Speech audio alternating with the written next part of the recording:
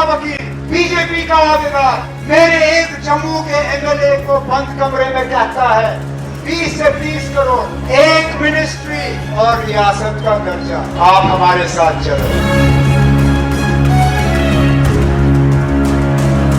सार्वजनिक तौर पर माफी मांगे और अगर माफी नहीं मांगना चाहते तो लीगल एक्शन के लिए तैयार रहें। बीजेपी ने उमर अब्दुल्लाह को भेजा कानूनी नोटिस। उमर अब्दुल्लाह से बयान वापस लेने की मांग। 100 करोड़ की मानहानि केस की चेतावनी। 7 दिन के अंदर बिना शर्त माफी की मांग।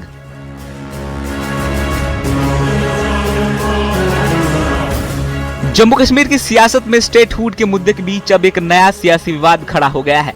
मुख्यमंत्री उमर अब्दुल्लाह के आरोपों पर बीजेपी ने कानूनी मोर्चा खोल दिया है।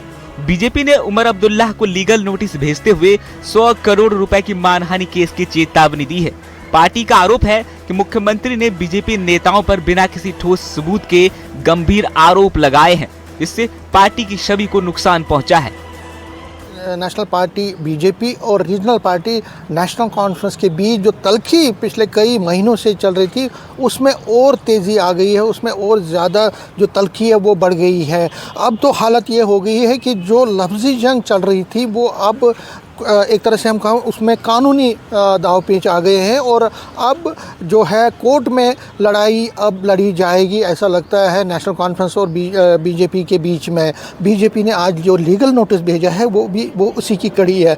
लीगल नोटिस में 7 दिन का टाइम दिया गया है उमर अब्दुल्लाह को कि वो अपना एलिगेशन प्रूव करे या वो डिफेमेशन केस के लिए तैयार हो जाए। दरअसल पूरा विवाद मुख्यमंत्री उमर अब्दुल्लाह के 11 जुलाई के उस बयान से शुरू हुआ जिसमें उन्होंने आरोप लगाया था कि बीजेपी नेताओं ने नेशनल कॉन्फ्रेंस के विधायकों से संपर्क कर उन्हें पार्टी छोड़ने का ऑफर दिया है। उमर ने दावा किया था कि विधायकों को 20 से 30 करोड़ रुपए, मंत्री पद और जम्मू कश्मीर राज्य दर्जा बहाल करने जैसे प्रस्ताव दिए गए।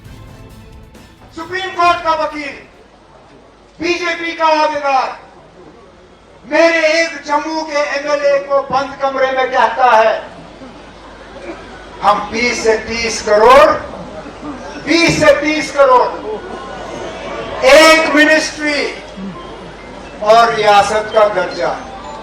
आप हमारे साथ चलो। उनको लगता है कि इन लोगों का ईमान इतना सस्ता है।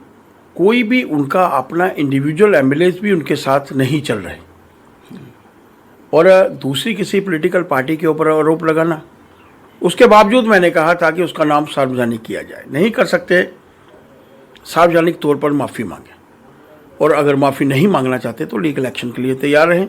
उसी के चलते हम लोगों ने एक लीगल नोटिस जो है उनको जारी किया है और जिसमें 100 करोड़ रुपए की जो है राशि की कंपनसेशन के तौर पर मांग की। वहीं बीजेपी ने मुख्यमंत्री के इन आरोपों को पूरी तरह झूठा, बेबुनियाद और राजनीतिक साजिश करार दिया। पार्टी का कहना है कि संवैधानिक पद पर बैठे व्यक्ति की ओर से इस तरह के आरोप गंभीर है और इनसे बीजेपी की प्रतिष्ठा प्रभावित हुई है। बीजेपी की ओर से भेजे गए नोटिस में उमर अब्दुल्लाह से 7 दिनों के भीतर बयान वापस लेने और सार्वजनिक रूप से बिना शर्त माफी मांगने की मांग की गई है।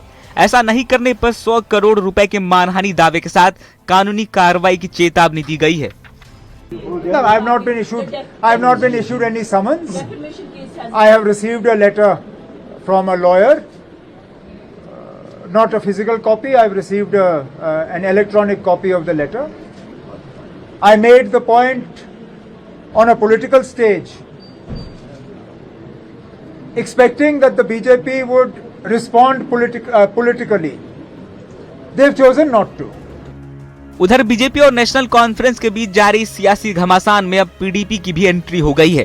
पीडीपी प्रवक्ता वीरेंद्र सिंह सोनू ने दोनों दलों पर निशाना साधते हुए बीजेपी पर राजनीतिक साजिश के आरोप लगाए हैं। उन्होंने कहा कि जम्मू कश्मीर की राजनीति में एक बार फिर बड़े बदलाव की कोशिश की जा रही है। आज दोनों पार्टियां मिलकर सिर्फ लोगों का ध्यान मुद्दों से भड़काना चाहती है। जो आज मुद्दे हैं उनके ऊपर ये बात नहीं करना चाहते। एलओपी राज साहब रोज बयान देते हैं मैं सरकार तोड़ने जा रहा हूँ, तो डिप्टी चीफ मिनिस्टर भी मैंने सुना वो कहते हैं तोड़नी तो तोड़ जा रहा, हम जल्दी वेले हो जाएं, कह रहे हैं स्टेजों पर कह रहे हैं। तो मैं समझता हूँ कि जिन मुद्दों के लिए ये सरकार बनी थी वो मुद्दे कहाँ हैं।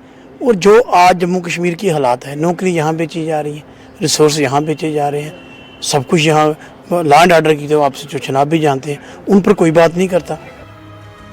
यानी जम्मू कश्मीर में स्टेटहुड की मांग से शुरू हुई सियासत अब आरोप, पलटवार और कानूनी लड़ाई तक पहुंच गई है। एक तरफ बीजेपी सीएम के आरोपों पर माफी और सफाई मांग रही है, तो दूसरी तरफ उमर अब्दुल्ला अपने दावों पर कायम है। अब देखना होगा कि ये राजनीतिक टकराव अदालत तक पहुंचता है या बातचीत से कोई रास्ता निकलता है। Bureau report, news 18, Delhi NCR।